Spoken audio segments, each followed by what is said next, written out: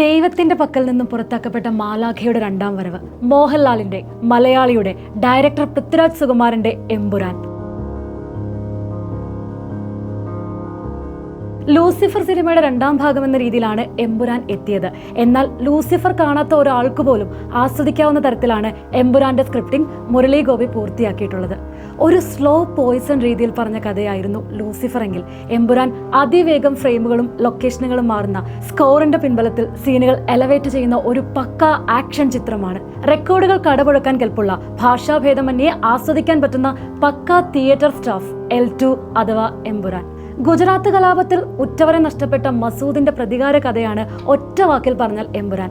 എന്നാൽ ലൂസിഫറിൽ പറയാതെ പോയ ഖുറേഷിയുടെ സാഹസികതയും പവറും എമ്പുരാന്റെ ഇതിവൃത്തമാകുന്നുണ്ട്. ജതിൻ രാംദാസിന് കേരള ഭരണം കൈമാറിയ ശേഷം കേരളം വിട്ടുപോകുന്ന സ്റ്റീഫനും പിന്നീട് കേരള രാഷ്ട്രീയത്തിലെ സംഭവ വികാസങ്ങളും പ്രതികാരവും എമ്പുരാനിലുണ്ട്. ചിത്രത്തിന്റെ പോസിറ്റീവ്സ് പറഞ്ഞ് ആരംഭിക്കാം. പൃഥ്വി, താങ്കൾ എന്തൊരു അസാധ്യ ക്രിയേറ്ററാണ്. സിനിമാ ടെക്നിക്കുകളും ടെക്നോളജികളും എത്ര ബ്രില്യൻ്റ് ആയിട്ടാണ് സമന്വയിപ്പിച്ചിരിക്കുന്നത്. ആദ്യം തന്നെ പ്രകടനങ്ങളെ പറ്റി സംസാരിക്കാം. ഏറെ നാളുകളായി കൊതിക്കുന്ന മോഹൻലാലിന്റെ ഓരോ ചലനവും ആരാധകർക്ക് രോമാഞ്ചം തരുന്നുണ്ട്.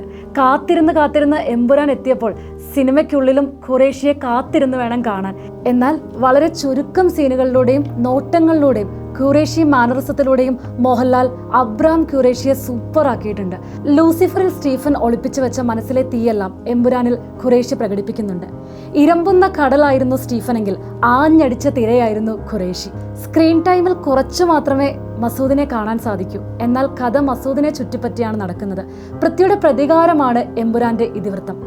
ആകാരഭംഗിയിലും ആറ്റിറ്റ്യൂഡിലും പൃഥ്വിരാജ് സയ്യിദ് മസൂദായി സൂപ്പർ ആക്കിയിട്ടുണ്ട്. ലൂസിഫറിനെ അപേക്ഷിച്ച് മറ്റൊരു ഷെയ്ഡ് ഓഫ് ക്യാരക്ടറാണ് ടൊവിനോയുടേത്. വളരെ കുറച്ച് സ്ക്രീൻ ടൈം ആയിരുന്നു ടൊവിനോയ്ക്ക് ലൂസിഫറിലുള്ളതെങ്കിൽ ഈ സിനിമയിൽ നിറഞ്ഞു നിൽക്കുന്നത് ജതിൻ രാംദാസും മഞ്ജു വാര്യർ അഭിനയിച്ച പ്രിയദർശിനി രാംദാസുമാണ്. വില്ലന്മാരായ അഭിമന്യു സിംഗ്, സുഗാന്ത് ഗോയൽ, എറിക് എബോനെ പറഞ്ഞൊതുക്കാൻ വയ്യാത്ത വിധം കാസ്റ്റെല്ലാം പെർഫെക്റ്റ് ആയിട്ട് സിനിമയിൽ പ്ലേസ് ആയിട്ടുണ്ട്.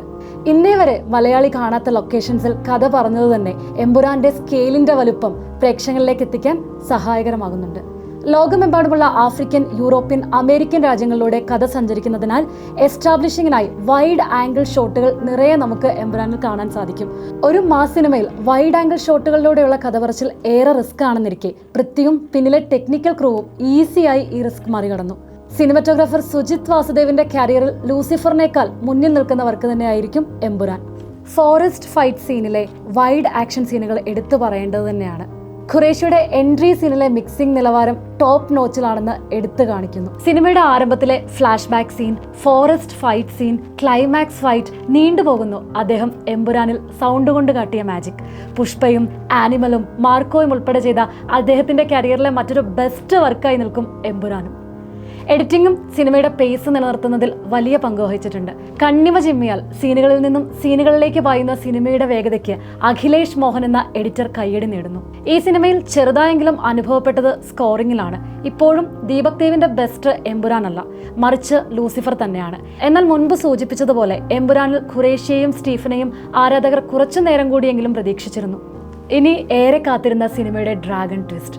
പറഞ്ഞാൽ സ്പോയിലർ ആകുമെന്നിരിക്കെ ലോക സിനിമകളുടെ ആസ്വാദകർക്ക് ആ ട്വിസ്റ്റ് ആകാംക്ഷ ഉണ്ടാക്കുന്നത് തന്നെയാണ്. ലൂസിഫറിന്റെ മൂന്നാം ഭാഗത്തിൽ ഖുറേഷിയോട് ഏറ്റുമുട്ടാൻ അത്രയും ശക്തനായ ഒരു വില്ലൻ വേണമെന്നിരിക്കെ കൃത്യമായ കാസ്റ്റിംഗ് ആണ് പൃഥ്വിരാജ് എമ്പുരാനിൽ കൊണ്ടുവന്നിരിക്കുന്നത്. ലാലേട്ടൻ ആരാധകർക്കായി മറ്റൊരു സർപ്രൈസും പൃഥ്വി ടൈലൻഡിൽ ഒളിപ്പിച്ചു വെച്ചിട്ടുണ്ട്. മുംബൈയിലെ മാർക്കറ്റ് ഫൈറ്റ്, അത് നിങ്ങൾ തിയേറ്ററിൽ തന്നെ അനുഭവിച്ചറിഞ്ഞോളൂ. ഒറ്റ വാക്കിൽ പറഞ്ഞാൽ ലൂസിഫറിന് മുകളിൽ ആക്ഷനുള്ള, എന്നാൽ കുറവ് ലെയറുകളുള്ള ഒരു മാസ് ആക്ഷൻ പടം, അതാണ് എമ്പുരാൻ. തീർച്ചയാണ് എമ്പുരാൻ തിയേറ്ററുകൾ കീഴടക്കുക തന്നെ ചെയ്യും.